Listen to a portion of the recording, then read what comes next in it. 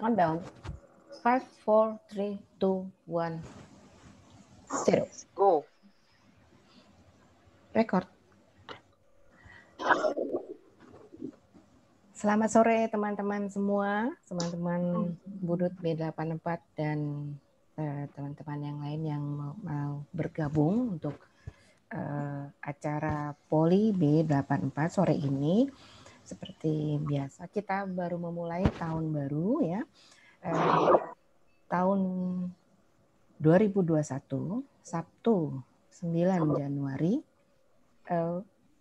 pukul 16.20 kita mulai untuk acara Poli B84 dengan topik manajemen stres dalam menghadapi pandemi. Terima kasih kepada Dr. Yuni Sahupala yang sudah berkenan untuk mengisi acara topik Poli B84 kali ini. Tidak lupa kami juga menyampaikan terima kasih kepada Ibu Niken yang memberikan fasilitas Zoom, juga kepada teman Ibu Upi yang selalu setia bersama kami. Jadi tim Poli B84 itu terdiri dari Ibu Niken, Ibu Upi, dan saya sendiri Mutia. Monggo. Oke, makasih Mutia. Selamat sore Dr. Yuni. Dr. Yuni, selamat sore. Dibuka dulu mic-nya dong. Oh, sudah kayaknya ya? Mic-nya Dr. Yuni belum. Ya, selamat sore. Sore. Sehat ya dok ya? Alhamdulillah, alhamdulillah. Oke, saat ini saya mau membacakan CV Dr. Yuni ya. Nama Safyuni Naswati Sahupala. Lahir di Bandung 1 Juni 1965. Pendidikan UI Fakultas Kedokteran tahun 1985 hingga 1992. Lalu di UI Program Pendidikan Dokter Spesialis Bagian Psikiatri tahun 2001 hingga 2006. Pengalaman kerja banyak sekali nih dokter, cuma mungkin beberapa yang saya sebut ya. Dokter Poliklinik Mahasiswa UI tahun 92 hingga 96. Dokter PTT Puskesmas Pamana Wajo, Sulawesi Selatan, dan Puskesmas Soreang 1993 hingga 1996. Dokter di UGD Rumah Sakit Medika Permata Hijau, dokter pada Yayasan Titihan Respati, dan saat ini sebagai staf pengajar di Akademi Perawat Gigi Jakarta. Oh, sudah lewat ya dok ya? Sorry. Udah lewat. Staf pengajar di Akademi Perawat Gigi Jakarta. Sehingga dan beliau juga sebagai staf pengajar di beberapa akademi. Dan saat ini sebagai Kepala Instansi Keswamas Rumah Sakit Jiwa Soeharto, Herjan, Jakarta. Dan Dr. Safyuni ini juga aktif di beberapa organisasi dan saat ini sebagai Ketua Pengabdian Masyarakat Dokter Spesialis Kedokteran Jiwa Indonesia Cabang Jakarta. Oke, teman-teman, pantengin ya sampai tuntas ya. Mudah-mudahan kita dapat ilmu nih dari Dr. Yuni. Silakan Ian. Iya, pastinya lah dapat ilmu, Pi. Apalagi di era sekarang, era pandemi kan, orang mulai jenuh gitu kan menghadapi masa ini. Nah, nanti dokter akan jelasin secara keilmuannya bagaimana mengatur, memanage stres. Stres aja di-manage ya dok ya. Yeah. Tapi teman-teman sebelumnya kita mau kasih tahu dulu untuk biasalah selalu ada tata tertib lah di dalam pertemuan, mengingatkan saja. Jadi nanti saat dokter ini menyampaikan paparannya kita semua dalam mic-nya di mute atau kita matikan kecuali nanti tentunya dokter Yuni yang di on kan, termasuk juga kami sebagai fasilitator dari Poli B84 ini. Ya, jadi nanti mic-nya Mutia, Upi, dan saya tetap. Sebenarnya sih untuk bantu aja kalau kita bisa ngoceh-ngoceh dikit lah dok. Ini kan kita santai ya teman-teman, jadi nggak usah tegang-tegang gitu, santai aja. Dan nanti pada saat ada pertanyaan, kalau dokter sudah selesai, kita beri kesempatan bertanya, bisa dicantumkan di kolom chat atau raise hand aja, nanti bisa kita tunjuk. Supaya kita kesempatan waktunya juga banyak, kita nggak usah lama-lama, kita mau mulai. Tapi sebelumnya selamat tahun baru dulu semuanya. Kali buka dulu mic-nya sebentar, tahun baru gitu ya. Selamat tahun baru. Semoga tahun ini lebih baik dari tahun kemarin ya. Amin. Amin. Amin. Oke, kayaknya itu. Nanti kita belum tahu nih di tahun baru ini dari kita ada nggak ya nanti hadiah gitu ya. Tapi kita nggak usah ngomongin hadiah. Yang penting dalam setiap pertemuan dan diskusi tentang kesehatan ada sesuatu yang bisa buat kita pembelajaran baru lagi atau penguatan. Kalau kita udah dapat, kita lebih mantap lagi dalam kesehatan. Baik. Kita lanjut aja sekarang langsung Dokter Yuni, monggo kami persilakan untuk menyampaikan paparannya. Ya, oke, terima kasih. Assalamualaikum warahmatullahi wabarakatuh. Ya, sebelumnya saya mengucapkan banyak terima kasih kepada Muti, Upi, dan Niken ya panitia yang sudah bersusah payah untuk menyiapkan acara ini. Luar biasa banget ya. Ada acara seperti ini. Ya, tentu ini adalah sharing untuk kita ya, dari kita dan untuk kita juga. Ya, sebelum saya sharing tentang masalah manajemen stres ya, kenapa saya pilih ini ya, judul ini ya? Karena saya lihat utamanya sebenarnya pangkal dari suatu penyakit adalah dasarnya di sini sebenarnya ya. Dan insya Allah kalau kita sudah bisa memanage stres kita sendiri ya, itu insya Allah bisa baik fisik maupun mental ya, itu akan bisa lebih sehat lah ya, fisik dan mental ya. Baik, saya mulai saja biar lebih cepat ya.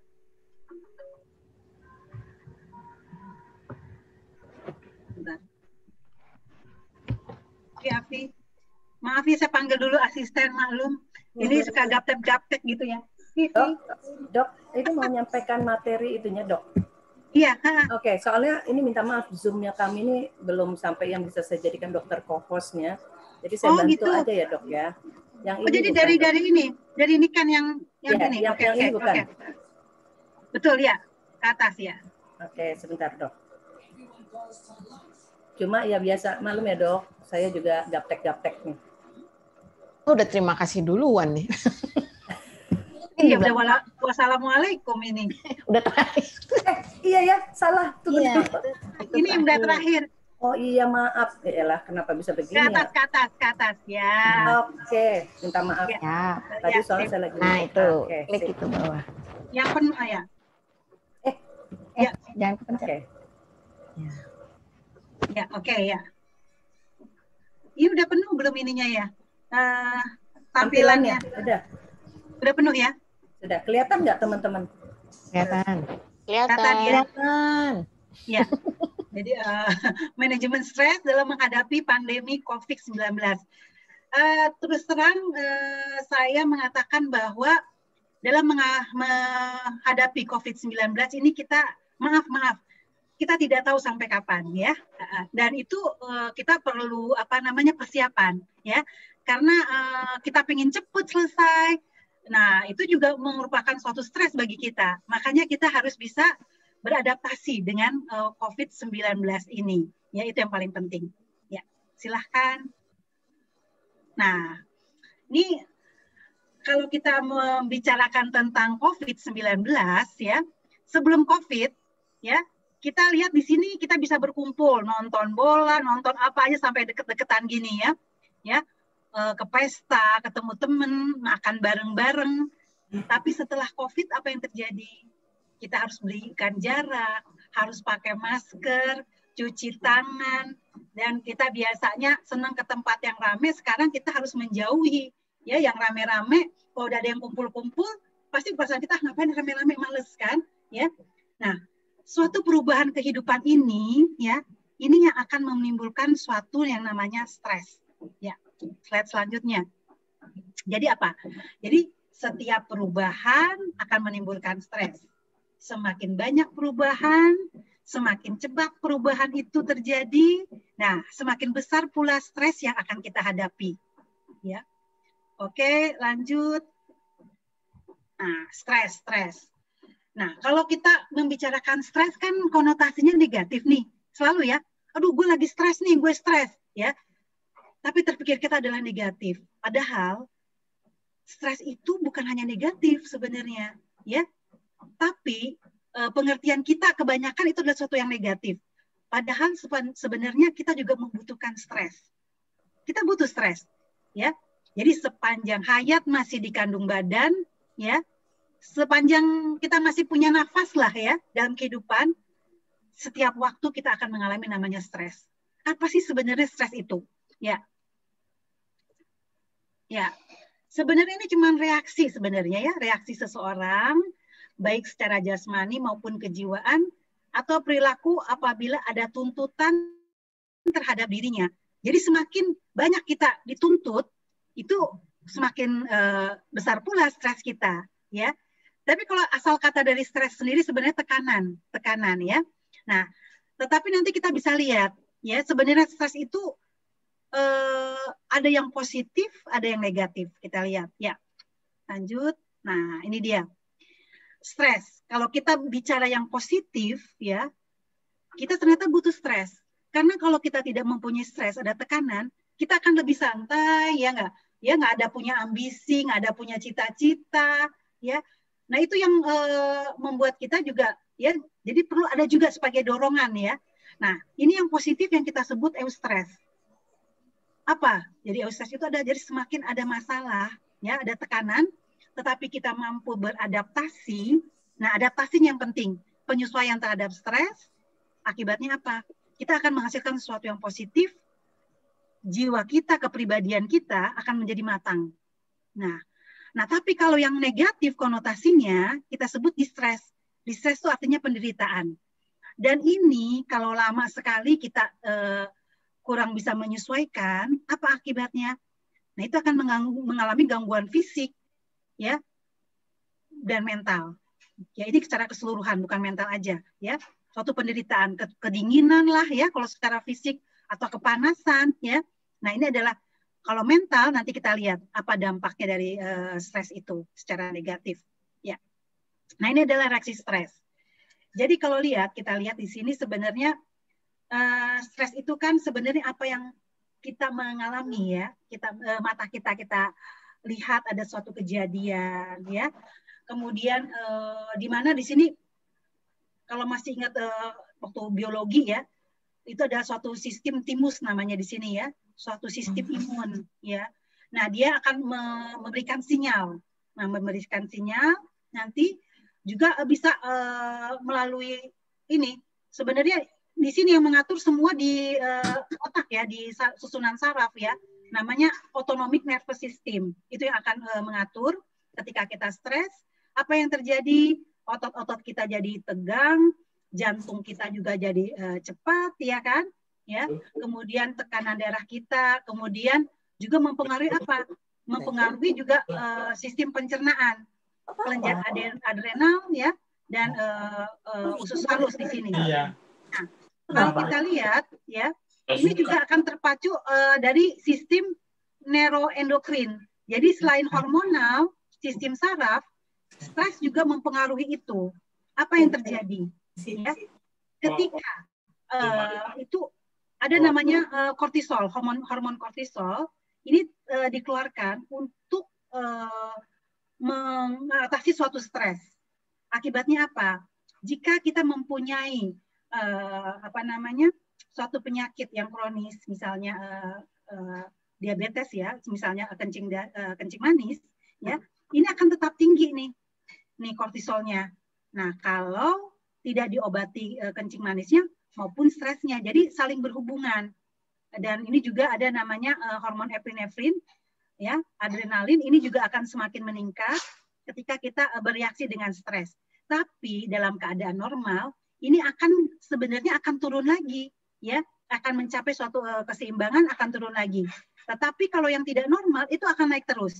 Ya, kita lihat lagi slide berikutnya. Nah, ini untuk jadi stres yang jangka pendek, ya. Jangka pendek apa sih yang terjadi respon dari stres itu? Meningkatnya denyut jantung, ya, denyut jantung meningkat, meningkatnya tekanan darah, ya, juga dari hati ya untuk merubah glikogen menjadi glukosa, juga dilepaskannya glukosa dari darah, Tadi makanya ada hubungannya kortisol tadi ya, di mana untuk pasien-pasien yang memang sudah mempunyai kencing manis ya, bakat kencing manis ini akan semakin terganggu karena kadar kortisolnya yang tinggi ya. Jadi dirilisnya jadi dikeluarkannya suatu glukosa ya. Kemudian apa? Dilatasi dari saluran nafas ya. Dan mungkin juga kalau misalnya kalau untuk yang stres jangka panjang, nah ini apa yang terjadinya? Jadi ada terjadi jadi penahanan dari kadar garam sodium ya di dalam ginjal. Jadi fungsi ginjal kita juga bisa terganggu kalau ini berkepanjangan ya. Juga meningkatnya tekanan darah ya. Kemudian juga apa? Meningkatnya kadar gula darah. Dan apa? Yang paling kita hati-hati apa? Jadi menekan sistem imun ya, apalagi di zaman COVID seperti ini. Kalau kita tidak bisa beradaptasi dengan stres, imun kita akan turun. Sehingga untuk penyakit-penyakit jadi cepat ya masuk ya, karena tidak ada daya tahan tubuh kita kurang ya. Oke, lanjut. Nah, tadi jadi antara emosi dan fisik ini saling berkaitan. Jadi tubuh kita tidak bisa satu-satu, kita cuma fisik aja, tidak. Itu akan berkaitan. Contoh aja kalau misalkan kita lagi flu biasa ya, itu kan terasa sekali, kita kok kayak capek, kayak sedih ya, lebih sensitif ya. Kenapa? Karena ada kita kok jadi ada pelepasan katekolamin di sini ya. Akibat ada pelepasan katekolamin ya, suatu hormonal, tadi ada denyut jantung jadi meningkat. Akibatnya apa? Jadi otot-otot jantung, pembuluh darahnya semakin menyempit. Akhirnya apa? Kalau banyak yang menyempit, akhirnya terjadi apa? Kematian dari otot jantung, infark miokard, ya. Jadi terkena serangan jantung misalnya, ya. Kemudian juga apa? Lemak darah ini yang paling kita ini kalau lama-kelamaan jadi aterosklerosis, jadi pembuluh darahnya jadi menggumpal, ya. Nah, yang bahaya kalau terjadi kematian di otak, jadi kena stroke ini kan biasanya ya. Ya, kemudian apa? Bisa juga terjadi hipertensi, ya, akibat hipertensi, tekanan darah yang tinggi. Nah, terjadi stroke. Stroke-nya kalau yang hebat itu kan bisa terjadi pemecah-pecah pembuluh darah, ya, pendarahan otak, ya. Akibatnya semua memang menjadikan suatu kematian, ya. Jadi antara stres emosi dan stres fisik ini saling berkaitan, ya. Nah, ada hubungan tadi ya antara tadi stresor psikososial. Ini kan tadi kita lihat gambar yang ada panca indera yang mata kita lihat ya. Nah, kemudian disalurkan ke saraf transmisinya menjadi ada namanya sistem limbik. Jadi sistem saraf pusat otak ya yang merekam ini dan akhirnya dia memerintahkan susunan saraf otonom kelenjar-kelenjar hormonal untuk bereaksi. Nah, ini sebenarnya salah satunya adalah sistem kekebalan tubuh. Ya. Jadi kalau kita lihat stresor psikososial ada tekanan ya, berdampak terhadap menurunnya tadi imunitas tubuh dan ini akan menyebabkan timbulnya penyakit. Jadi semakin berat stresor psikososial yang dirasakan oleh seseorang, nah semakin cepat imunitas daya tahan fisik dan mentalnya menurun, ya. Jadi semakin cepat pula timbulnya rentan terhadap penyakit. Ya, lanjut. Ya, tadi ya stresor psikososial menjadikan stres psikobiologik, imunitas tubuh jadi menurun. Lanjut. Nah, dampak stres apa? Macam-macam sebenarnya. Jadi gangguan tidur, insomnia, dari yang agak paling ringan ya. Kemudian gangguan cemas, depresi, ya. Atau mungkin yang paling ringan gangguan penyesuaian. Nah, pada zaman COVID seperti ini yang paling banyak kejadian yang saya sering dikonsulkan oleh dokter penyakit dalam, dokter paru. Jadi penyesuaian dari pasien-pasien yang mengalami COVID-19 ya. Nah, ini gangguan sebenarnya gangguan yang ringan ya. Jadi kalau kita melihat gangguan jiwa itu range-nya sangat luas dari yang paling ringan sampai yang paling berat. Nah, yang paling berat adalah skizofrenia salah satunya ya. Oke, lanjut. Nah, bagaimana respon kesehatan jiwa dan psikososial untuk COVID-19 ya? Respon umum dari orang-orang yang terdampak ini baik secara langsung atau tidak, ini kadang-kadang kita jadi takut jatuh sakit ya, jatuh sakit ya, jadi dan apalagi kalau meninggal misalnya, akhirnya apa? Karena kita takut ke rumah sakit kita males tuh datang ke fasilitas layanan kesehatan, takut tertular, ya. Tapi memang benar. Jadi untuk rumah sakit ini memang untuk penularannya itu, apalagi untuk di dalam ruangan itu sangat tinggi. Beda dengan yang misalnya di luar ruangan. Makanya kami di Rumah Sakit Pelni untuk pemeriksaan yang drive-thru ya, untuk pemeriksaan swab tenggorok itu kita di luar, memang sengaja di luar. Karena apa? Penularan untuk COVID, apalagi ada sinar matahari, udara terbuka itu lebih ringan dibandingkan di dalam ruangan yang ber-AC yang tertutup. Makanya sekarang kita dokter yang praktek, kita ingin sekarang mending tidak usah pakai AC, jendela semua dibuka, pintu dibuka, ya. Jadi udara banyak keluar. Karena kalau pakai AC, apalagi tertutup ruangan, wah itu tinggi sekali untuk penularan, ya. Kemudian ada juga takut kehilangan mata pencaharian ya, karena tidak dapat bekerja selama isolasi, bahkan dikeluarkan dari pekerjaan. Dan ini memang menjadi sesuatu stresor yang banyak sekali ya bagi pasien-pasien yang menderita COVID. Kemudian, nah ini juga takut diasingkan dari masyarakat. Jadi masyarakat ini dengan ada kata COVID aja ya, padahal waktu itu rapidnya baru positif. Padahal belum tentu tuh ya, ini rapid yang antibody loh. Sekarang padahal kalau rapid antibody itu bisa aja virus manapun bisa jadi positif ya. Ya, jadi kadang-kadang baru positif itu udah pada takut dan ya. Nah, ini jadi semua masyarakat kalau ada yang COVID sendiri udah langsung diasingkan ya. Padahal sebenarnya tidak demikian ya. Dan ini menimbulkan stres dari si penderita maupun keluarganya. Ya, jadi tambah stres lagi nih di sini. Akibatnya apa? Imunnya tambah turun lagi ya. Oke, lanjut. Nah, ini apalagi merasa tidak berdaya untuk melindungi orang-orang yang terkasih, ya, karena juga merasa kita yang membawa virusnya, ya, apalagi yang kerja, ya, yang kerja. Nah, mungkin gini, saran saya untuk yang kita kerja, ya, untuk teman-teman kita yang kerja, kan kita kalau pulang mandi nih ya, pakai air hangat ya, lebih bagus cuci tangan, ya, kalau bisa mandi ya keramas, pokoknya semua dicuci. Jangan lupa hidung juga dicuci, ya. Jadi kita cuci hidung juga, cuci tenggorokan, ya. Karena gini, terus terang, kuman COVID virus ini, ketika kita terkena 3-4 jam masih ada loh di hidung. Jadi ada kesempatan kita untuk membersihkan sebenarnya. Kita nggak usah takut dengan ini.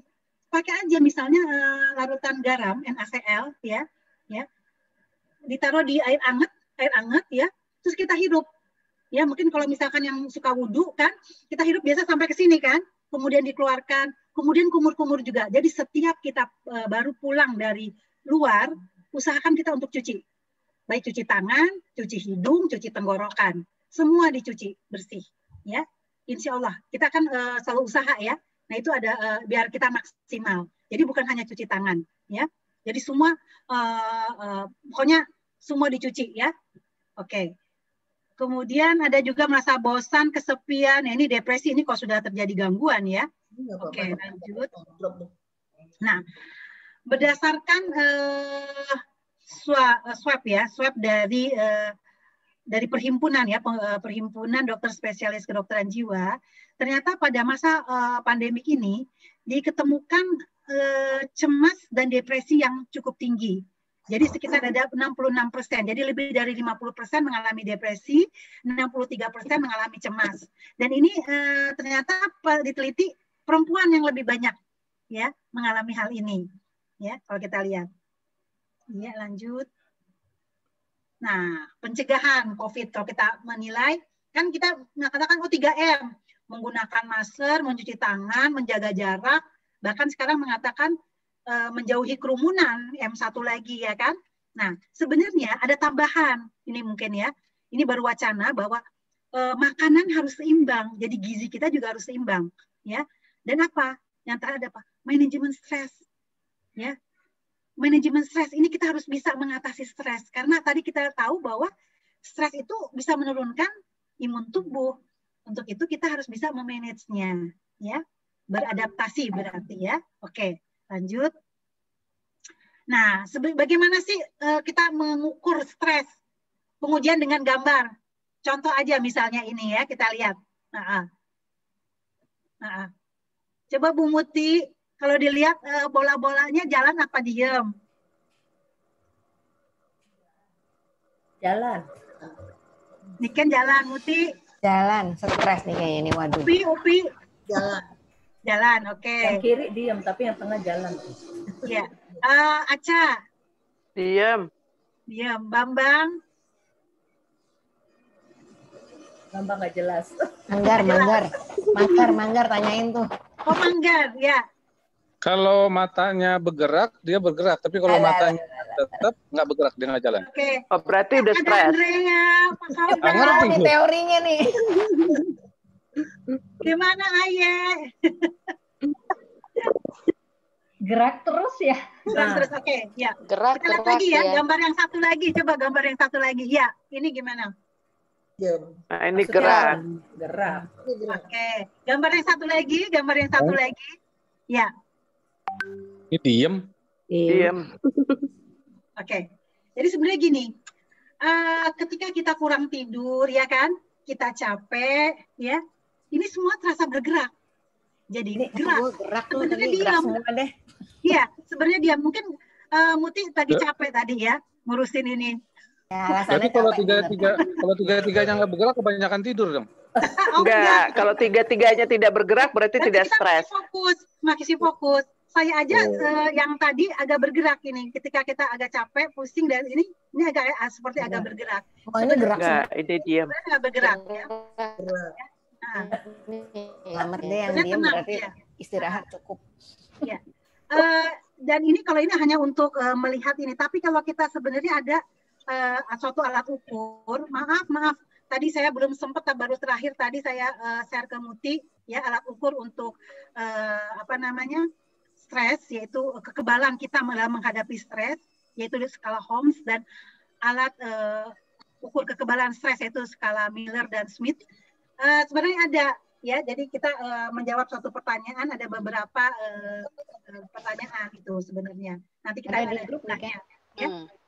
Nanti ya bisa. Ya. Oke. Nah, kalau kita lihat slide lagi selanjutnya. Nah, ini ada skala Holmes jadi ya. Skala stres ya, stres. Nih, yang paling tinggi apa? Ternyata yang paling tinggi adalah kematian pasangan hidup. Ya, ini 100 loh jumlahnya, berarti besar. Jadi semakin besar, ini semakin tinggi ya untuk tingkat stresnya. Ya. Takut kehilangan ya. Nah, ya, ada sesuatu yang kehilangan, ya, ya, perceraian 65, ya, keluarga dekat 3. Berlibur aja, padahal kita mau senang-senang nih ya, ternyata stres juga loh 13 nilainya, ya. Tapi, itu dia. Jadi ini adalah sebenarnya ini kan karena berdasarkan penelitian dilihat ya paling banyak ternyata kematian dari pasangan hidup, ya. Ya, lanjut. Nah, ada beberapa cara untuk mengatasi stres dan mencapai jiwa yang sehat. Nah, ini sekali lagi melakukan pola hidup sehat, pola hidup ya. Ini memang sebenarnya suatu slogan yang sebenarnya harus kita jalani dan kita harus terus ya. Jadi pola makan yang sehat udah pastilah karena itu yang itu yang akan diolah ya. Itu yang akan diolah oleh tubuh kita. Nah, ini yang kadang-kadang kita lupa. Cukup tidur, cukup istirahat ya. Terus terang kalau saya sendiri, kalau saya kurang tidur atau tidak cukup istirahat, itu perasaan juga ketika saya menghadapi pasien juga jadi nggak maksimal ya, jadi nggak maksimal dan kadang-kadang kita juga jadi sering teriritasi ketika pasien marah, ketika pasien nangis ya, kita juga jadi lebih sensitif padahal kan kita harus tetap seimbang ya. Nah, sebenarnya untuk tidur yang cukup itu bukan hanya kuantitas ya, bukan hanya jam jumlahnya banyak tapi kualitas. Jadi kita memasuki fase-fase tidur yang sesuai. Ada 4 fase tidur ya, yang non-rapid eye movement dan rapid eye movement. Jadi itu kita harus masuk. Terutama fase 3 dan 4, itu fase yang dalam tidur. Nah, untuk olahraga teratur, wah ini penting olahraga ternyata. Apalagi sekarang, ya. Dan ini harus teratur, bukan sekarang kita olahraga Ya, jadi ada kita harus benar-benar nih olahraga. Udah pasti ya, tidak merokok, tidak alkohol, tidak memakai zat, terutama narkoba. Ya, kita lihat yang olahraga. Nah, kenapa hubungan olahraga dengan kesehatan mental? Wah, ini sangat penting. Ternyata pada penelitian, rata-rata dalam sebulan, peserta yang berolahraga ini memiliki 1,5 hari, sekitar 43% lebih sedikit, lebih rendah kesehatan mentalnya buruk dibandingkan peserta yang tidak berolahraga. Ya. Nah, responden yang berpartisipasi dalam olahraga tim, ya, itu juga lebih sedikit mengalami kesehatan mental yang buruk daripada mereka yang tidak berolahraga. Jadi sebenarnya berolahraga tim sebenarnya kalau di masa pandemi ini kan memang agak susah ya. Kalau dulu misalkan main futsal ya, atau ini kan lebih, tapi kan karena sekarang pandemi mungkin olahraga bersepeda barangkali ya sekarang. Rame-rame, kita dengan pakai masker ya, mungkin itu peringkat kedua. Ya, peringkat pertama tetap misalnya seperti futsal, seperti itu yang menduduki nomor 1 untuk kesehatan mental. Ya, aerobik itu 20,1%. Bahkan pekerjaan rumah tangga, nyapu, ngepel ya, itu ada ininya juga loh, 11,8%. Jadi sebenarnya aktivitas fisik itu juga harus kita lakukan. Jadi jangan sering mager-mager aja, tidur mentang-mentang libur. Jadi harus kita juga bergerak ya. Terutama olahraga. Kenapa olahraga? Karena olahraga itu pergerakannya itu teratur. Kan ada ininya kan, ya. Aturannya kan. Ya, kalau kita bersepeda kan kita udah pakai misalnya kita hitung bisa kalori kita berapa, jarak kita yang kita tempuh pada hari ini berapa, denyut jantung kita berapa, dan kita misalkan kalau senam jantung juga sebelum kita senam kita cek juga kan nadi kita berapa. Dan ingat, usia kita harus disesuaikan dengan denyut nadi kita. Banyak yang tiba-tiba kolaps waktu ketika olahraga karena itu sudah melebihi ambang batas. Ketika berolahraga misalnya usianya sudah di atas 40, olahraga aktif kok tiba-tiba jatuh. Banyak kan? Ya, artis-artis yang pernah kita lihat, kok tiba-tiba dia rajin olahraga ternyata drop langsung ya, karena nadinya sudah melebihi kapasitas dari usianya dia juga. Jadi memang ada perhitungannya. Mungkin dokter olahraga yang lebih ahli dalam bidang ini ya. Kemudian lanjut. Nah, pengaruh olahraga bagi kesehatan mental. Kalau kita tahu kan dulu hanya beta endorfin yang bisa meningkatkan. Ternyata tidak loh. Ada 4 hormon. Dopamin, oksitosin, endorfin, serotonin. Nah ini nih, kalau kita bicara tentang serotonin, ternyata orang depresi ini gangguannya itu pada ketidakseimbangan serotonin, kekurangan serotonin. Ya. Nah makanya dengan olahraga, ya, ini hormon-hormon ini dilepaskan secara alami. Ya, maaf, ya, anak-anak muda ingin cepat ya bahagianya, akibatnya apa? Dia mencari di luar tubuh, bukan endorfin. Jadi di luar tubuh, maaf, misalnya morfin, ya kan? Ya, itu akibatnya apa? Endorfinnya jadi tertahan untuk dirilisnya karena ada yang masuk dari luar. Padahal tubuh sendiri tuh bisa merilis, bisa mengeluarkan ya hormon-hormon ini. Nah, dengan meningkatnya adanya hormon-hormon ini, juga kita bisa meningkatkan kekebalan terhadap stres. Akibatnya apa? Kadar kortisol dalam darah ini bisa turun. Karena terus terang kadar kortisol ini yang ketika stres ini yang sangat tinggi, ya, yang sangat tinggi. Oke, lanjut. Yun, boleh dijelasin nggak itu lambang-lambang uang, lambang hati itu maksudnya apa ya? Oh enggak, ini jadi gini. Ini cuman gini. Jadi gini. Oh, lambang-lambang ini sebenarnya untuk daya tarik aja, nggak ada hubungan langsung dengan dopamin, uang atau tidak seperti itu, ya. Oke, lanjut. Nah, pola pikir positif, ciri-cirinya apa? Kita harus mensyukuri loh ya apa yang telah kita miliki dari ujung rambut sampai ujung kaki, ya. Dan kita nikmati hidup ya yang Allah telah berikan. Dan kita juga melihat masalah itu bukan sesuatu yang negatif, tapi sebagai tantangan. Apalagi sebagai tantangan untuk kita lebih maju. Nah, dan pikiran kita harus terbuka ya untuk menerima saran atau ide. Jadi kalau misalnya ada dengerin nggak? Kita menganggap itu adalah sesuatu kritikan ya, atau kritikan yang negatif, nah itu yang sebenarnya kita harus terbuka untuk itu. Nah ini yang paling sering ini menghilangkan pikiran negatif. Nah ini harus segera setelah pikiran itu terlintas di benak. Ini yang paling banyak ya. Maaf untuk pasien-pasien saya yang depresi, ini tidak bisa dia menghilangkan pikiran negatif ya.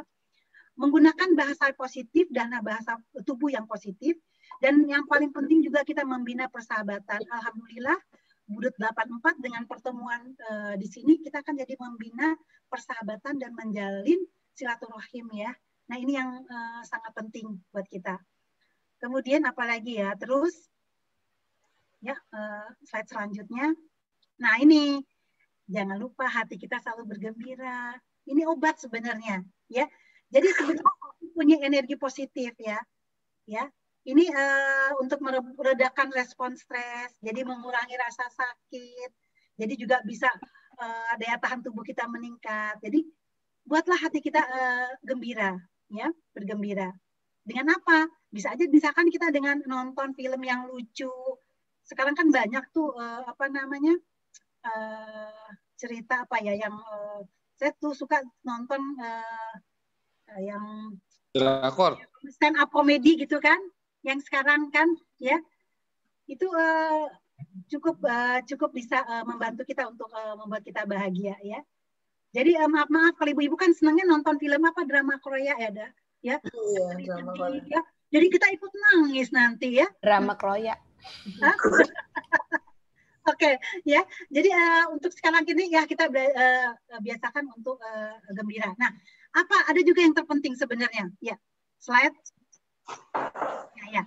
Nah, ini ternyata ya pada penelitian ada hubungan antara humor dan persepsi terhadap stres. Jadi humor bisa sementara waktu membuat orang merasa lepas dari stres, ya.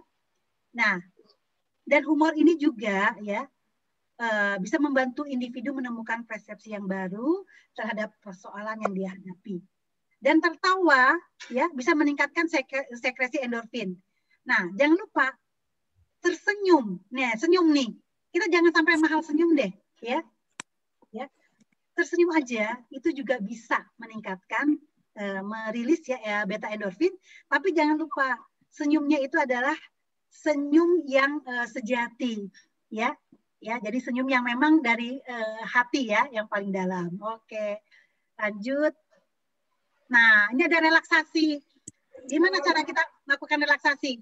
Jadi gini, ketika kita menghadapi suatu galau ya, pusing, tekanan misalnya di pekerjaan, coba kita sejenak kita untuk rileks ya, cari tempat yang aman, tempat yang bisa kita untuk rileks. Kita bisa sambil duduk ya, kita tarik nafas panjang, pakai hitungan boleh, misalnya 1, 2, 3 gitu ya, tarik. Tahan, kemudian kita tahan 1, 2, 3, kemudian kita hembuskan nafas kita pelan-pelan dari hidung saja ya. Kalau dari mulut nanti kering ya. Kita hembuskan 1, 2, 3. Ya. Pikirannya jangan mikirin utang ya. Oh iya, jangan mikirin utang. Mikirinnya yang senang-senang aja. Jadi kita membayangkan kita di suatu tempat yang membahagiakan. Oh kita misalnya senang di pegunungan, kita bayangin. Kita ada di pegunungan, melihat bunga yang indah misalnya, atau kita senang di pantai, ombak misalnya ya. Happy ya. Yang happy ya. Nah, kita juga setelah itu kita bisa kita bersabda ya. Kita bisa latih, kita jadi menginikan untuk diri sendiri. Mensugestikan diri sendiri. Seperti apa?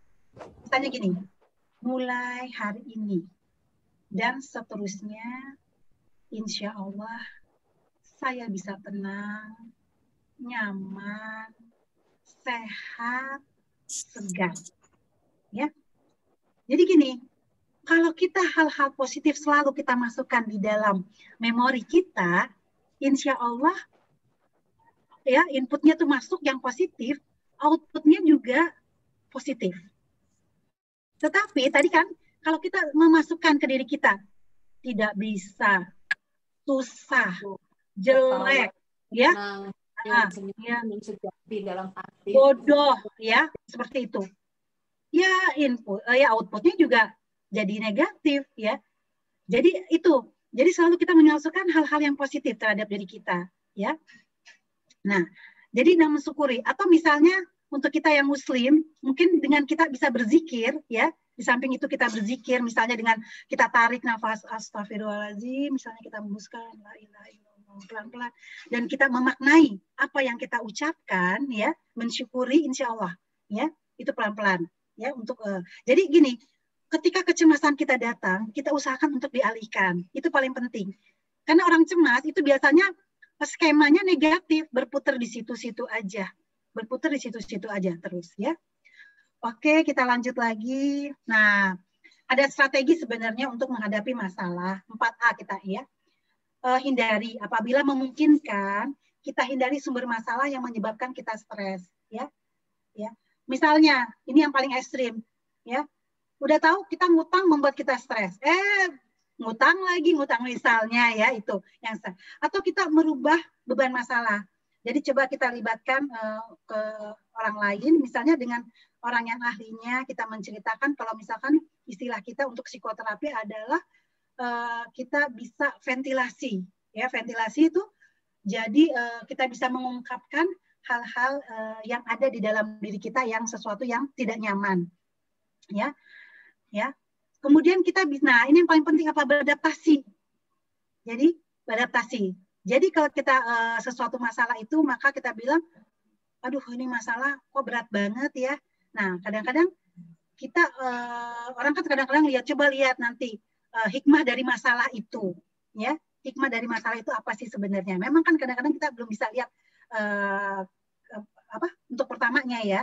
Nah, tetapi kita harus bisa kalau kita masih susah, kita harus bisa alihkan, ya. Tapi memang yang paling penting adalah beradaptasi, karena Allah, ya, Tuhan menciptakan makhluk hidup itu sesuatu yang bisa beradaptasi menyesuaikan dengan lingkungan.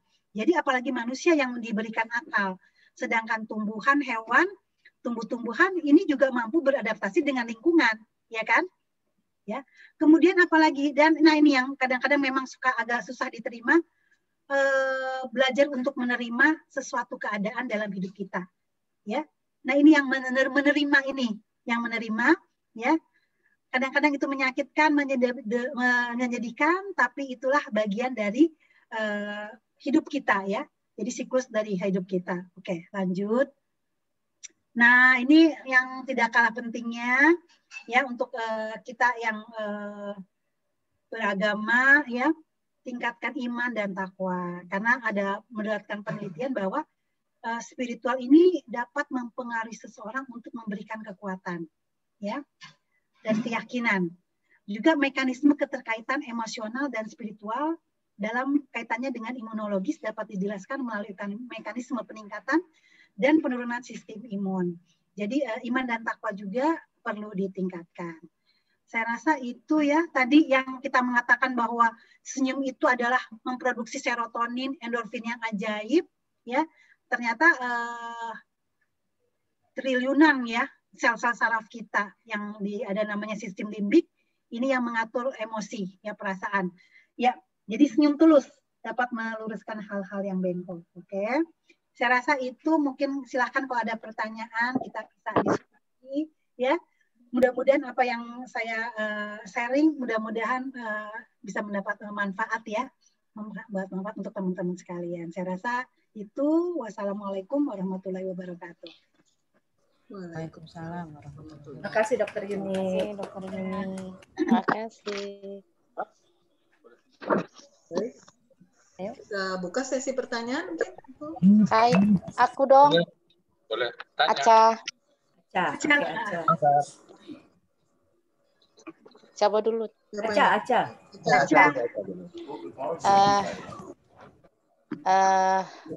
Terima kasih Dr. Yuni atas edukasi pencerahan untuk kami semua. Pertanyaan saya boleh 2? Boleh. Asal jangan 10 Pertama, ya. Untuk pertama kesempatan yang lain, ya. tadi terkait dengan hormon kebahagiaan. Ini mencakupi dia ada endorfin, dopamin, sitoksin, sama serotonin. Oksitosin. Ya, itu dia kan memproduksi ya. Ketika dia terkoordinasi dengan baik di dalamnya, tentunya dia akan keluar hormon itu kan. Ya. Dirilis ya.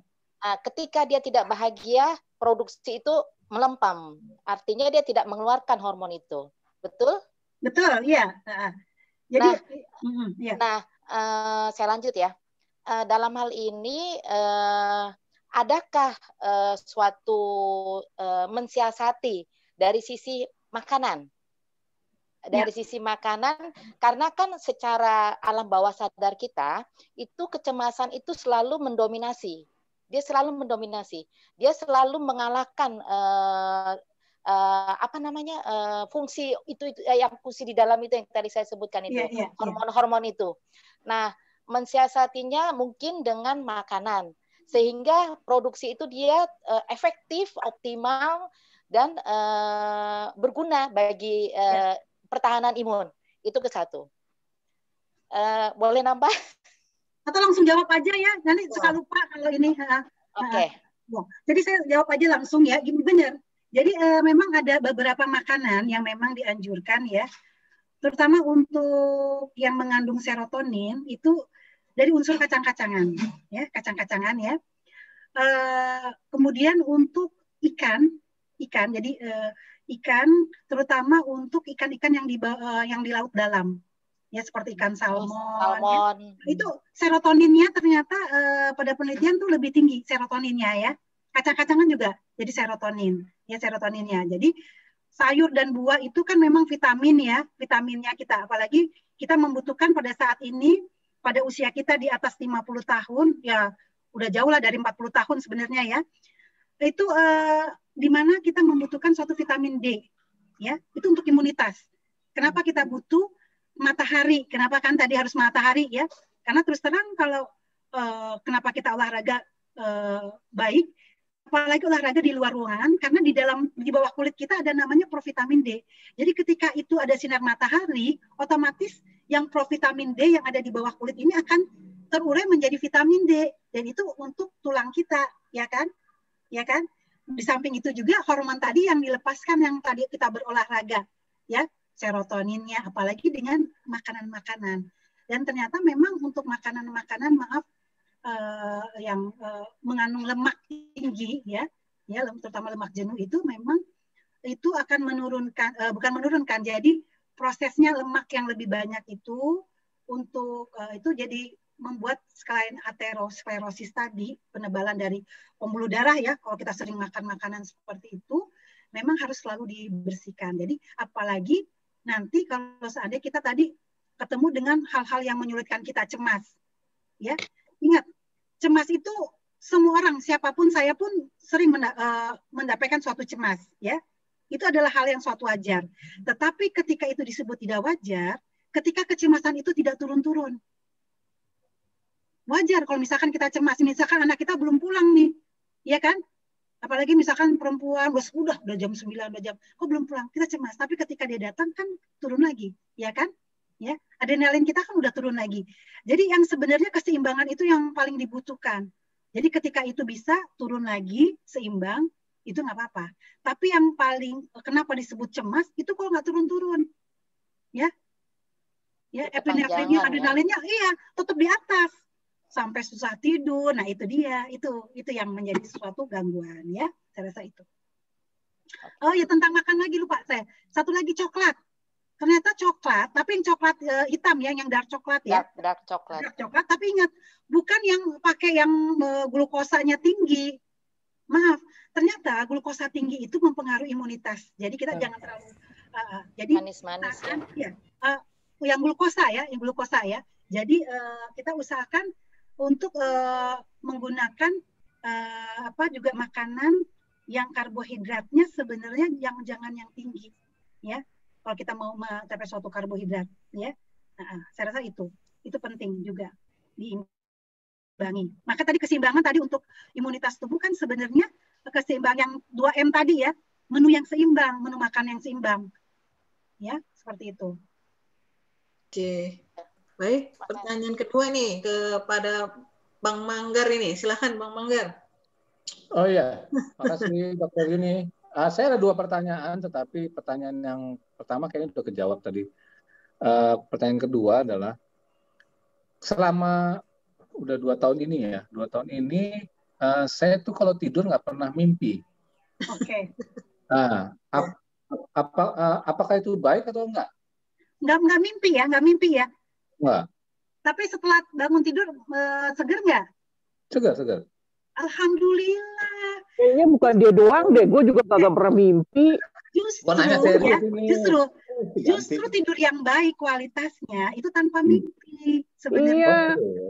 Justru itu dalam gini, ya. Manggar berarti sudah masuk kepada fase-fase tidur. Ya, yang dalam fase 3, fase 4. Makanya kalau istri bangunin tuh nggak bangun-bangun, mungkin lagi di fase 4 tidurnya. Sampai digoyang-goyangin suruh bangun. Ya, seperti itu. Justru, dulu sebelum 2018 itu kan saya memang sangat aktif di kantor. Nah, sekarang ini sudah bagi kerjaan dengan Ade, sehingga sejak 2018 sampai sekarang pekerjaan nggak terlalu rutin. Ya, gitu. Mungkin gini, jadi lebih banyak rileksnya. Ya. Kalau misalnya kita dalam keadaan tegang, ya, itu di alam bawah sadar kita ada sesuatu yang tidak nyaman, itu akan timbul pada waktu mimpi, misalnya, ya. Karena mimpi itu, ketika ada mimpi itu paling nggak emosi kita juga akan terbawa, apalagi kalau mimpi buruk, ya nggak? Ya. Benar. Buruk, ya, sampai kita ketemu kuntilanak gitu ya. Iya, seperti itu. Mimpi ditagih utang Maniken. Ya. Kejar gue. Manggar, cukup terjawab ya, Manggar? Iya. Terima kasih. Satu lagi tuh, satunya belum. Satu lagi belum. Kalau masih banyak antrian pertanyaan. Satu dulu ya. Yohanes Iman tuh nanya tuh. Yohanes Iman nih, kayaknya dia juga mau testimoni nih. Silakan Yohanes. Yohanes bisa bicara kan, Yuk ngomong aja Yuk. Dia bilang stres, kemudian dia depresi, jadi skizofrenia. Coba suaranya Yohanes yang mana ya? Iya. Ada ya. Oke nih.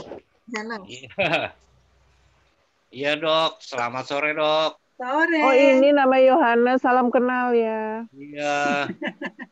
Iya saya dulu kan awalnya stres waktu kuliah, tapi terus dibawanya ke paranormal, nggak langsung ke psikiater gitu. Ditiup-tiup. Kalau paranormal gitu. Gue aja Yuk. Disangkain ini kerasukan gitu loh. Iya.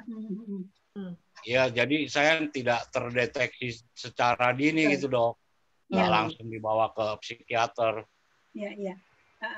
Memang jadi gini, saya juga mudah-mudahan teman-teman di sini semua bisa mengedukasi lingkungan kita ya. Karena gini, kebanyakan ya yang dibawa ke rumah sakit jiwa ya, itu sebenarnya udah ke orang-orang pintar dulu. Jadi akibatnya apa? Karena kurang terdeteksi dengan dini, ya, akibatnya sudah lanjut baru dibawa, ya. Kan yang paling bagus, ya, terdeteksi dengan dini. Akibatnya apa? Ya, cepat diobati, cepat ditata laksana, sehingga prognosisnya menjadi lebih baik, ya. Dan ini memang saya mengalami banyak. Apa Dok? Nggak ngerti prognosis. Prognosisnya jadi gini. sorry. Jadi gini, jadi angka kesembuhan ya, kalau kita ininya aja lah ya, ke depannya itu jadi semakin lebih sulit dibandingkan kalau dia datang ke kita itu lebih awal, ya. Contohnya misalnya gini, anak yang biasanya, ini contoh aja ya, anak yang tadinya biasanya dia periang, ya, dia senang main dan segala macam, ya, tiba-tiba kok dalam beberapa hari ini jadi murung, ya, jadi males, atau mungkin juga prestasi belajarnya jadi turun. Nah, itu udah awal-awal sebenarnya. Harusnya kita harus agak lebih cepat, karena kan misalnya yang paling kenal dengan anak-anak kita adalah orang tua dan lingkungan rumah. Ya, sebenarnya itu dulu yang harus kita lihat. Mungkin dari tetangga, dari apa ya, baru masih kita bisa lihat. Nah, cuma memang terkadang tidak terdeteksi. Jadi soal biasa itu ya. Nah, itu harusnya cepat. Kita mungkin tidak harus ke psikiater ya. Mungkin masih bisa kita bawa ke psikolog atau mungkin juga ke dokter, misalnya di puskesmas kita bawa ke puskesmas dicek, karena memang nanti ada sebenarnya ada suatu instrumen yang bisa dinilai apakah ini perlu dibawa ke ahlinya atau misalnya bisa ditangani sendiri ya. Nanti itu ada ya, namanya ada screening. Jadi memang yang paling dibutuhkan pada saat ini adalah screening, jadi deteksi secara dini itu yang paling penting.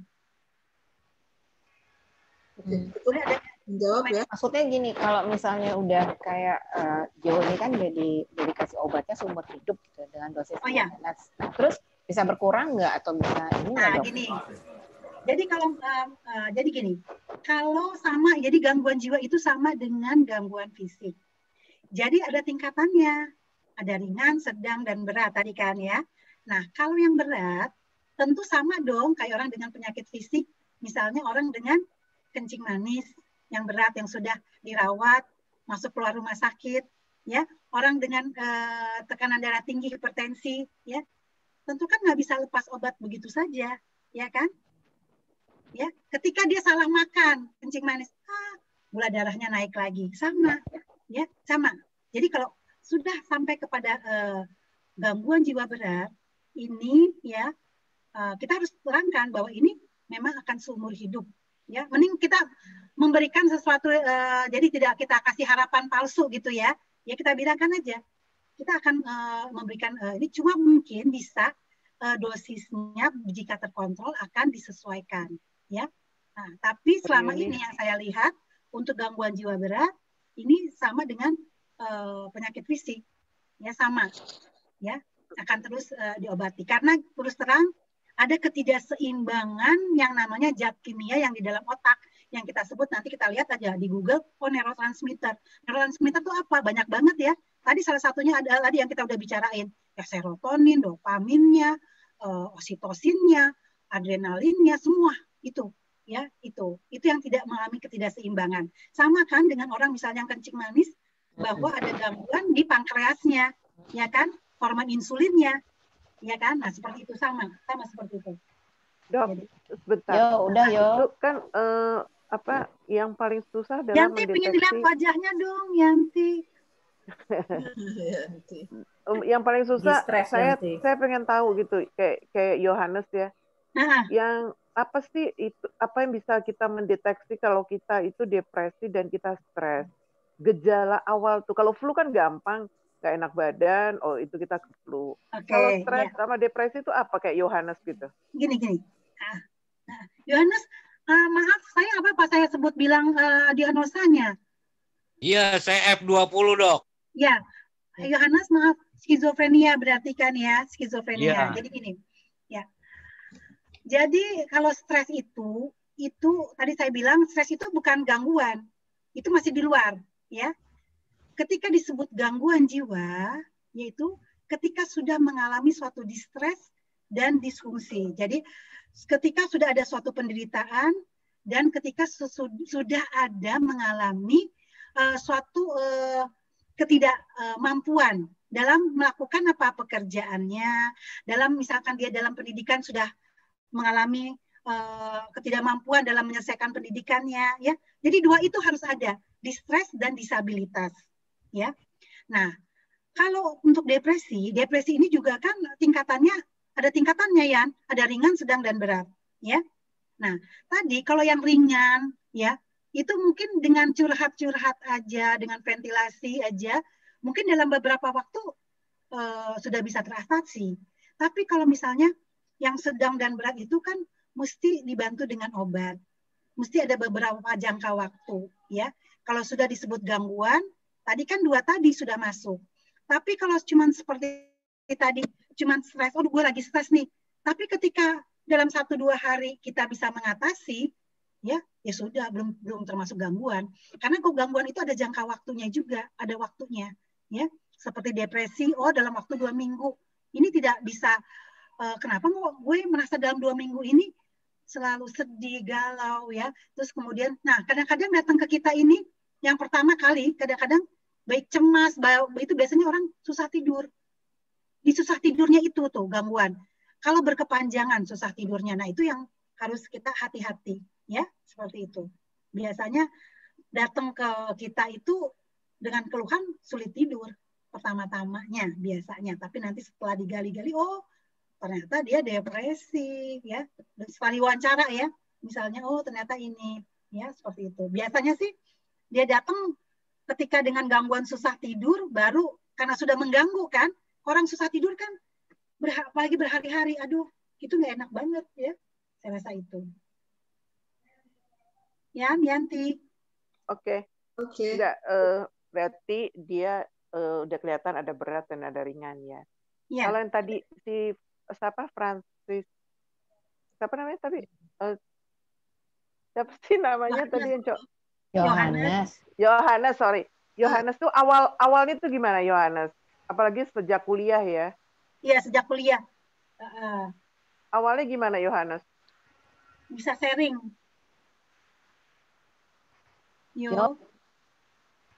Yo. Dibukain aja, Ti. Sudah? Dibukain, Ti. Sudah. Yo. Menarik soalnya. Mungkin kita kasih satu sesi kali ya buat Yo ya, karena ada pertanyaan lagi nih. Oke. Nanti aja ya, oke. Setuju banget nih, setuju Yo. Yo tarik buat satu sesi aja. Ya. Selanjutnya nih dengan Andrea PP Jarwo. Silakan, Andrea. Halo, Andrea. Ya, sorry. Masih monitor ya. Ya, Dokter Yuni mau menanyakan bagaimana kita melayani orang stres.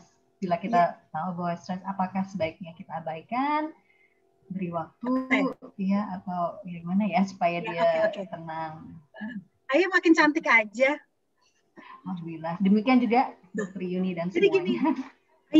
Jadi sebenarnya gini, kalau orang lagi stres itu kan suatu tekanan tadi ya, cuman reaksi tubuh aja.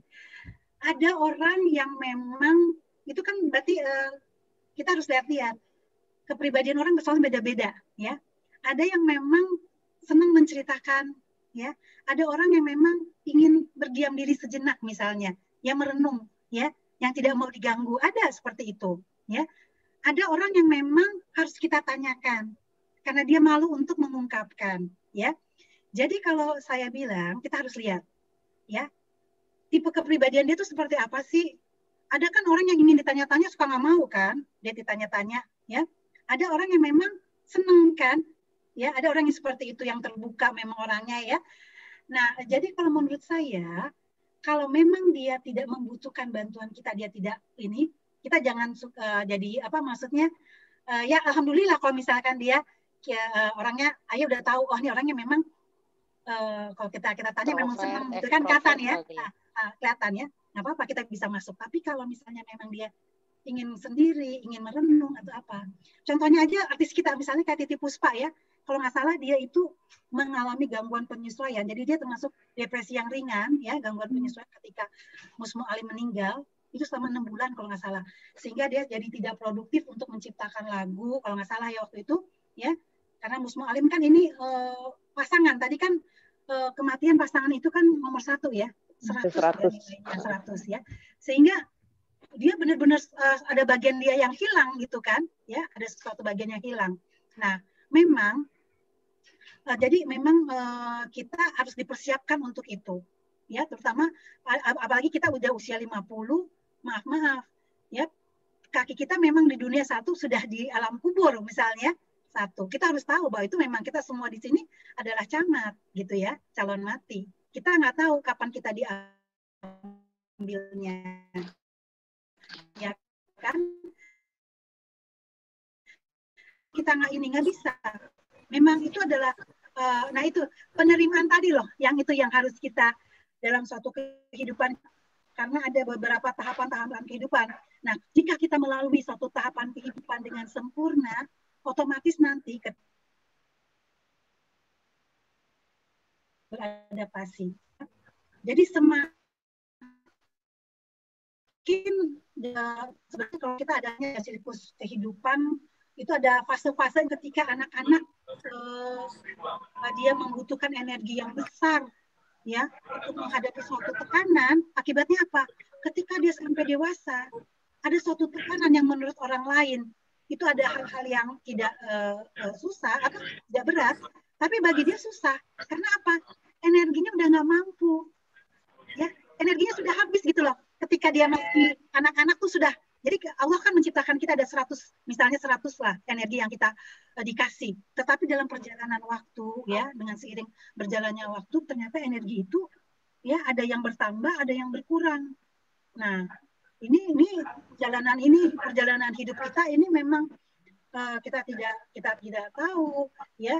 Jadi memang persiapan ini memang yang harus kita siapkan sejak kecil, sejak anak, ya. Jadi bagaimana dia menghadapi suatu tekanan, menghadapi dia. Jadi dia jadi banyak yang saya lihat kenapa kok masih muda sudah mengalami sesuatu yang ini, padahal kalau kita lihat hidupnya bahagia, maksudnya dalam segi ekonomi segala macam, ya tidak ada sesuatu yang mengkhawatirkan, ya, stresornya. Tapi kenapa kok cuman stresor yang ringan aja cepat sekali jatuh. Nah, seperti itu. Jadi mungkin itu tadi energi mentalnya. Dan tadi yang kata Aye, gimana menghadapi orang stres? Kita lihat kalau misalnya memang dia sesuatu orang yang bisa kita ajak bicara, kita ajak. Tapi kalau misalnya dia ingin kesulitan, dia nanti dia bisa menyelesaikan, ya tidak. Apakah dia mau minta tolong atau itu mungkin kita lihat-lihat orangnya. Saya rasa sih itu. Cukup ya, Andrea? Cukup menjawab. Lalu yang terakhir nih, Dok, dengan Sinta nih, Dok. Sinta Permatasari. Dokter Yuni, apa ada bedanya minum air yang mengandung mineral dan yang tidak? Mana yang lebih baik untuk tubuh? Oke. Ya, gini. Sebenarnya air mineral itu juga baik, ya. Tapi gini, air putih juga bagus. Tergantung pada situasi apa, pada kondisi kita. Ketika kita dehidrasi misalnya, ya, kita diare, tentu kita butuh air yang mengandung natriumnya lah, ya, elektrolit lah, gitu kan, ya. Nah, tetapi kalau untuk misalnya ibaratnya membersihkan tubuh, tentu yang air putih biasa, ya, air putih biasa. Tapi sekali lagi kita lihat kondisinya, ya, karena tidak semua air mineral misalnya mengandung elektrolit yang kalau saya sebut, ya. Sinta itu dong, apa maksudnya biar bisa diskusinya jalan, bisa kita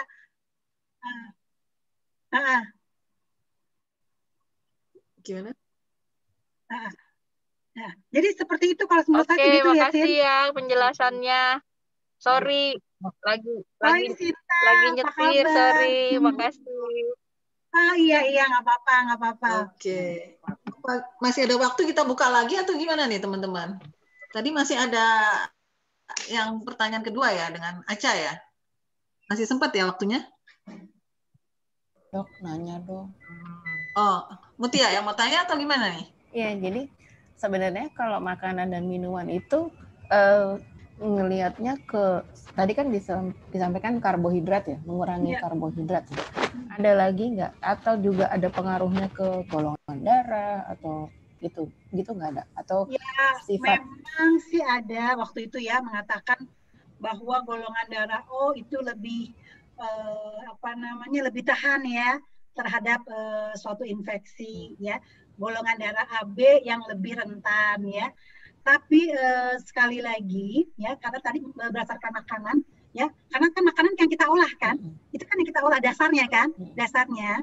Jadi kita sesuaikan dengan kebutuhan kita aja, ya. Kalau misalkan kita kekurangan protein misalnya, ya tentu kita nggak mengambil protein yang tinggi banget, yang misalnya daging merah misalnya ya. Misalnya yang merah, atau kita mungkin mengambil misalkan protein yang dengan dagingnya putih yang ikan ya tadi ya, mungkin kan karena lemaknya juga dia tidak yang jenuh ya, nah mungkin juga pemilihan dari makanan, misalnya pengolahan juga, misalnya dengan minyak atau misalnya dengan dipanggang, dengan dikukus, itu kan beda banget ya. itu kan juga kita harus memilih cara pengolahannya. Karena dengan pengolahan yang misalnya dengan minyak yang banyak, dengan pengolahan yang kurang baik, itu juga akan membuat makanan juga yang tadinya sebenarnya sehat menjadi juga tidak sehat gitu loh, ya, seperti itu. Jadi memang kita harus perhatikan, terutama usia kita ya, usia kita ya, saya rasa itu, Mut. Dan ya, dan yang terpenting sayur, buah. Iya. Itu seratnya mengandung apa yang anything? Apanya? Sayurnya itu serat. Serat aja ya, dan buah-buahannya saya rasa cukup baik gitu. Kecuali kalau kita memang punya gagal ginjal, itu ada lagi, ada ininya lagi. Mungkin ada sesuatu yang kayak buah pisang, ada misalkan karena kaliumnya tinggi, yang untuk gagal ginjal ada ininya lagi ya, pengecualiannya. Aturannya ya. Panjang kita misalnya ada hipertensi itu untuk pisang atau itu sudah oke aja ya, nggak masalah gitu ya. Terima kasih Dokter Yuni. Satu lagi. Jadi ternyata dong. kalau depresi itu juga bisa mengakibatkan ke ini ya, daya ingat, bisa lupa. Oh bisa memori. Jadi terkadang ini untuk orang tua ya, kita kan nanti menjelang tua ya, kita bentar lagi. Jadi usahakan kita dilatih dari, sebenarnya bukan dilatih dari sekarang, dilatih sejak kita masih muda, ya, dilatih sejak untuk biar kita nggak pikun, ya, karena ini terus terang dengan kemajuan dengan perkembangan sekarang, ternyata angka untuk demensia di Indonesia ini cukup meningkat di negara-negara berkembang, ya. Nah, terutama pasien-pasien dengan ada riwayat depresi pada waktu masih mudanya, ini ternyata lebih cepat mengalami kepikunan demensia dibandingkan klien yang orang yang tidak pernah mengalami suatu depresi. Ya, nah, karena kenapa? Orang depresi itu dia malas mengingat, ya, dan juga malas melakukan suatu aktivitas, malas mengamung-amung ngapain, ya. Itu ada ciri khas. Jadi salah satu gejala yang besar ya dari depresi itu adalah tidak bergairah. Ya, itu salah satunya. Ya, selain sedih, selain juga cepat capek. Ya, itu salah satunya. Satu lagi dong, boleh? Iya, silakan. Yang tadi. Terima kasih ya, Dok. Terima kasih, Dokter Yun, terkait dengan pola tidur. Oke. Pola tidur itu kaitannya dengan hormon serotonin dan melatonin. Betul. Itu kan juga memproduksi juga. Nah, hierarki daripada tidur tadi kan ada 4 level, 4 hierarki ya. Stadium ya, 4 fase tidur ya. 4 fase tidur. Boleh dipaparkan? Oke, boleh. Aduh sayang, slide-nya saya sebenarnya ada di dalam sini. Nah, jadi gini. Fase tidur itu ada 2, ada yang non-rapid eye movement dan rapid eye movement. Ya, non-rapid eye movement itu ada 4 fase. Ya, 4 fase. Dan yang rapid eye movement itu ada 1 fase. Ya, jadi jadi NRM itu ada 4 fase, fase 1, 2, 3, dan 4. Jadi ketika kita tidur, kita masuk kepada pertama adalah non-rapid eye movement, fase 1. Ya, di mana gambaran dari EEG-nya, ya, sebenarnya kalau ada gambaran lebih enak ya, itu hampir sama dengan kita sadar ya. Jadi kita kan masih frekuensinya kalau kita lihat masih sama ya. Jadi kita cepat terbangun tuh fase 1, 2 ya. Ya, kita masih suka bangun. Tapi kalau sudah kita masuk ke fase 3, 4, apalagi fase 4 ya, itu akan sulit kita dibangunin. Nah, orang yang gangguan tidur yang depresi ini jarang sekali masuk ke fase tidur yang dalam. Jadi di level berapa dia, Dok? Jadi di 1, 2, tergantung ya depresi yang berat, 1, 2, kemudian dia langsung masuk misalnya ke rapid eye movement, langsung masuk yang, jadi rapid eye movement itu kalau kita terjaga, sedangkan kita untuk siklus 1 malam itu kita bisa 4 siklus, jadi fase 1, 2, 3, 4 non rapid eye movement, udah gitu masuk lagi ke rapid eye movement yang REM, masuk lagi ke 1, 2, 3, 4 ya, itu kan ada waktunya bisa. Nah, ada bisa 40. Fase yang paling lama itu adalah di non-rapid eye movement itu sekitar 40 menit. Jadi satu siklus itu tuh dia masuk nah gitu ya, masuk siklus, balik lagi. Jadi kita bisa 3-4 siklus. Untuk kita yang di atas 60 tahun itu 6 jam aja ya, 6 jam aja tuh sudah cukup. Yang penting kita masuk ke fase-fase ini. Dan ketika kita bangun segar. Tetapi walaupun kita tidur 8 jam, tetapi kita tidak memasuki fase yang dalam ya, kita cepat sekali terbangun, kita akan capek. Apalagi kalau tadi pakai mimpi. Nah, mimpinya juga mimpi buruk lagi. Yang sampai sering kita terkaget-kaget, ya kan? Nah, terus terang, kita memang beda dengan anak-anak, ya. Karena apa? Kita sudah tidak diproduksi lagi hormon melatonin. Sedangkan melatonin itu akan membantu kita untuk tidur, ya. Nah, pada anak-anak, pada bayi, itu melatoninnya masih ada. Dan dia akan dirilis, dia akan dilepaskan pada saat gelap. Jadi makanya anak-anak kan bagus kalau kita matiin lampu ya. Itu produksinya maksimal tuh, si melatonin. Ya. Makanya dia tidurnya jadi bisa panjang. Tapi kalau untuk orang tua memang produksi melatoninnya udah nggak ada. Karena kan itu berhubungan dengan... Tidak ada atau berkurang, Dok? Kalau nggak salah tuh udah nggak ada. Jadi memang itu kan untuk pertumbuhan, untuk pertumbuhan tumbuh kembangnya anak ya. Jadi memang ya minimal juga udah sedikit lah ya. Bahkan udah nggak ada, apalagi sudah semakin tua ya. Jadi semakin meningkatnya usia, melatonin juga sudah semakin berkurang. Ya. Berkurang terus. Berkurang ya. Berarti ya. Ya, berkurang. Tapi memang udah kalau diukur juga udah minimal banget deh gitu. Makanya salah satu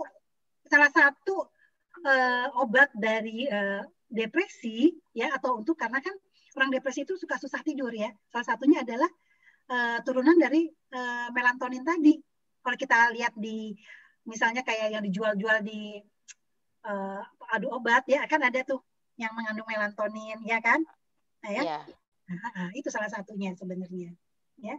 Artinya harus disupport dengan makanan kali ya, dengan kondisi kayak begini. Ya, sebenarnya yang lebih bagus ya secara natural tadi. Kita banyak makan misalkan tadi kayak ikan gitu kan. Ya.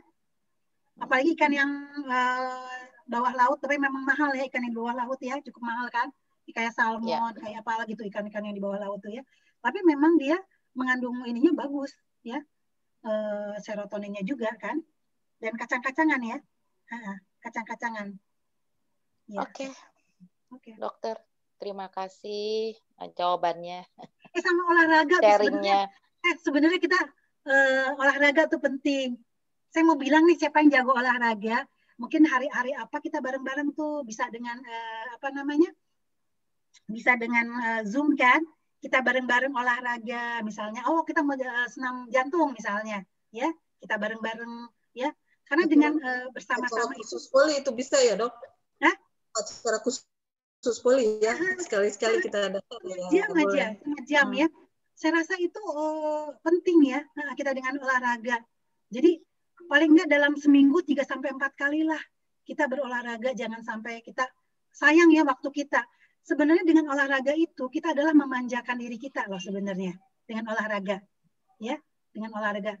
Tuh dulu Muti suka berenang tuh, Muti suka berenang sama Nita. Dok, masih ada satu lagi nih dari Andrea satu lagi. Oh ayo silakan ya. Nah, Andrea silakan. Yang terakhir ya dari Andrea. Iya, terima kasih atas kesempatannya. Dokter Yuni, bagaimana kita caranya mengajak orang yang stres untuk pergi ke psikiater atau ke psikolog tanpa dia merasa curiga ataupun menolak? Iya, ngerti. Ya, terima kasih. Memang. Jadi gini, ini kan menjadi stigma ya, masih menjadi stigma kalau orang sebut gangguan jiwa. Tadi kan bahwa kita tahu bahwa sebenarnya gangguan jiwa itu kan luas banget, dari yang ringan sampai yang berat.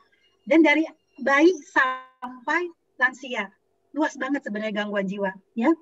Dan kalau kita lihat, ternyata gangguan jiwa itu di masyarakat itu cuma 20% loh.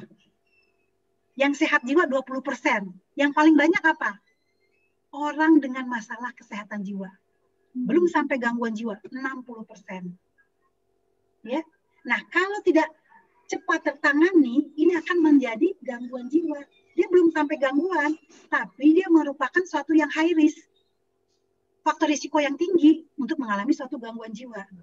Nah, jangan sampai yang ini ya, yang stresnya ini, yang sebenarnya cuman ringan ya, sedang lah ya, tidak sampai ini, belum sampai gangguan, mengalami suatu gangguan ya.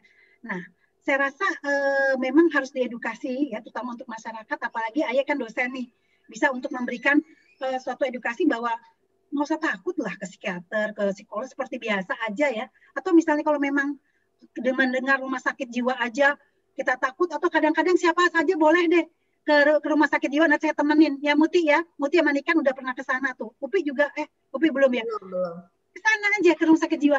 Ya kadang-kadang kan orang mau itu kan pasti nggak ketemunya orang dengan gangguan jiwa yang bagaimana. Tapi kalau kita sudah ke sana, tanya Muti sama Niken, nggak ada apa-apa tuh, biasa aja, seperti rumah sakit biasa.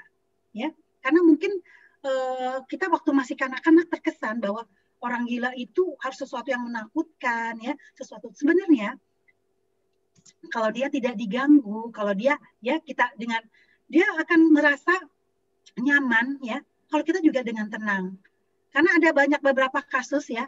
Contoh aja saya, ketika saya baru masuk menjadi PPDS ya, waktu sekolah di FKUI, jadi residen psikiatri, ketika saya bertemu dengan salah satu ibu pasien yang mengalami gangguan jiwa, ketika saya belajar, baru kita duduk-duduk di kelas, tiba-tiba masuk pasien gangguan jiwa yang ngamuk-ngamuk langsung telanjang. Kan kaget kita, waktu saya masih semester 1. Kaget, kita juga kabur. Pasiennya kabur, ngikutin. Kita dikejar. Saya dikejar, apesnya, saya dikejar di jalan buntu. Teman-teman bisa, saya langsung dipeluk coba. Waduh. Gemeteran nggak sih? Gemeteran kan? Saya gemeteran. Untung ada satpam, ada itu yang tolong. Ya perempuan ini ya, ibu-ibu. Akhirnya saya dipanggil sama konsulen saya dimarahin. Kamu bagaimana mau jadi psikiater? Menghadapi orang yang lagi gelisah, kamu juga gelisah. Jadi kita kayak energi kita berikan ke dia, jadi dia tambah gelisah gitu loh. Ya kan kita juga kaget karena kita kaget ya. Akhirnya enggak, ternyata benar. Jadi ketika itu kita harus lebih tenang. Kita harus menenangkan dulu. Sebelum kita gelisah, kita harus tenangkan dulu pasien. Jadi dia nanti bisa turun. Kayak misalkan orang lagi marah. Jangan kita ke bawah marah, kita akan ya. Kita tenang aja dulu. Kita memang harus tenang, baru sebentar bisa kita turunin. Ya seperti itu. Jadi memang sesuatu itu memang kita tenang dulu, baru kita bisa berpikir. Kadang-kadang gitu kan ya. Kalau kita lagi marah juga kita nggak akan bisa berpikir dengan jernih. Seperti itu. Waktu itu akhirnya saya juga usahakan ini. Jadi memang kalau menurut saya untuk membawa seseorang itu memang perlu diedukasi. Dan jangan ditakutkan atau apa, bahwa itu untuk mengatasi masalah kamu jadi lebih tenang. Jadi memang kita harus juga memberikan kepada masyarakat bahwa itu bukan sesuatu yang menakutkan. Ya, jadi memang itu adalah memang kendala bagi kami sebagai psikiater, bahwa bagaimana caranya biar masyarakat aware terhadap masalah jiwa. Karena terus terang, apalagi di masa pandemi ini, banyak sekali loh. Apalagi yang saya sedih, semakin hari, semakin tahun saya lihat angka depresi, angka bunuh diri ini semakin tinggi loh. Ya, untuk anak-anak dia tidak bayaran, rapotnya jelek aja, kok jalan-jalan ke satu-satu kok bunuh diri gitu loh. Jadi apa ya? Sangat banyak sekali angka bunuh diri yang cukup tinggi. Ya, itu menjadi suatu kendala karena ya memang tadi deteksi dininya. Jadi memang masyarakat harus kenal sekali untuk di lingkungan bahwa ini sudah ada loh gejala yang harus cepat ditangani gitu aja sebenarnya. Tadi tidak harus tidak harus ke psikiater sebenarnya, ke psikolog boleh ya. Kadang-kadang psikolog akan juga memberikan ke psikiater kalau memang dibutuhkan obat. Sebenarnya seperti itu. Kalau hanya untuk sharing, untuk psikoterapi, saya rasa psikolog juga bisa. Tapi kalau sudah menyangkut dengan farmakologi, ya pasti harus ke psikiater. Ya, saya rasa itu. Ya, terima kasih Dokter Yuni, jelas. Syukron. Terima kasih semua atas pertanyaannya. Kayaknya seru nih Dok ya. Pertanyaannya agak berat nih kayaknya nih yang lain nih. Tapi karena waktu juga ya kita harus menutup ini. Ya. Silakan Niken. Iya. Jadi ini karena kita punya jadwal biasanya jam 16 sampai 17.30. Apalagi kan sudah mau sholat maghrib ya, teman-teman kita yang muslim. Jadi kita mau tutup dulu nih teman-teman. Terima kasih untuk kebersamaan kita. Dan Dr. Yuni sekali lagi terima kasih untuk penjelasannya. Siap kalau nanti bisa diundang lagi ya, Dok ya. Boleh. Lagi ya. Senang kok ketemu teman-teman ya, reunian lagi. Ya, dan biasanya teman-teman, dan ini untuk berlaku untuk bulan depan, kita sharing kesehatan atau ngobrol-ngobrol soal kesehatan ini ketemunya setiap Sabtu minggu pertama. Oh iya. Jadi memang karena ini tahun baru aja, jadi kita minggu kedua. Jadi untuk bulan depan kita ketemu di minggu pertama hari Sabtu. Ya, nanti kita informasikan ada e-flyernya.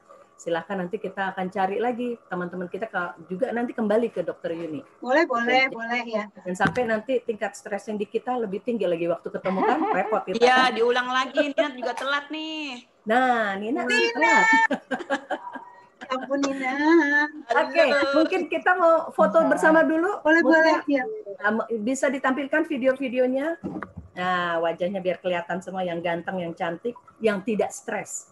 Ya kan? Kalau stres di manage dulu ya. Ini aku tidak punya, mungkin Mutia bisa bantu ya untuk fotonya ya, karena laptop saya masalah. Halo Dok. Hai Siska. Oke, mau dibuka lagi Darlina, Amiruddin, Irma. Terus Siska aku panggil. Dia deh kayaknya, cuma Siska open ini mic-nya. Aku punya. Oke ya, kita foto pakai HP-ku saja. Bisa. Mau nggak mau? Oke. Ada Siska ya. Irma, Om Amir mau kelihatan nggak wajahnya? Wah, si abang baru keluar. Oke, 1, ada Ai. 2, 3. Mantap.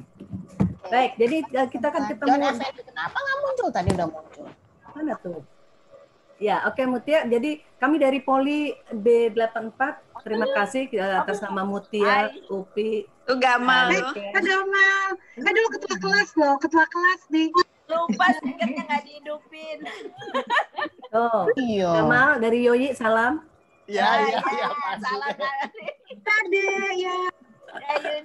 Ingat waktu itu naik apa sih, kita bak terbuka ya, ingat nggak? Gamal. Iya, benar. Ini jadi reuni di sini, sorry waktunya nggak apa-apa. Oke, sekali lagi terima kasih kalau untuk kehadirannya. Terima kasih semuanya. Maaf kalau ada kesalahan. Kita ketemu lagi bulan depan dan ini lagu kita. Terima kasih Dr. Yuni. Sampai ketemu. Terima kasih semua. Assalamualaikum. Salam sejahtera. Waalaikumsalam. Salam sehat semua. Sehat. Mendengarnya yuk, bye. Salam Budut 84.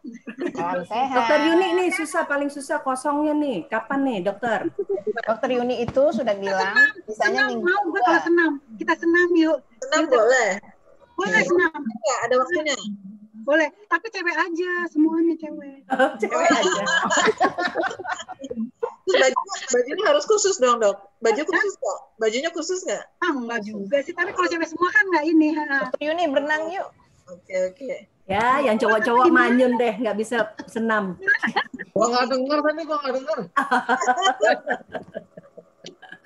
Terima kasih Dokter Yuni. Sama-sama ya.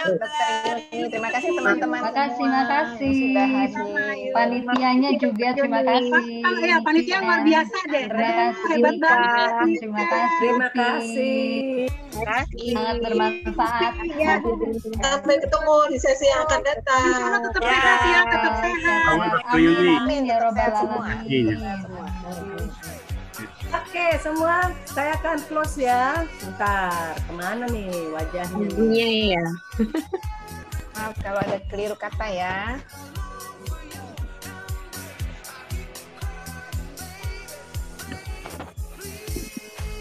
Oke. Dia nggak mau hilang nih, masih pada mau ketemu. Oke, Apa-apa. tuh. Mau ngobrol. Udah di Oh, iya. record. Recordnya matiin. Stop recording.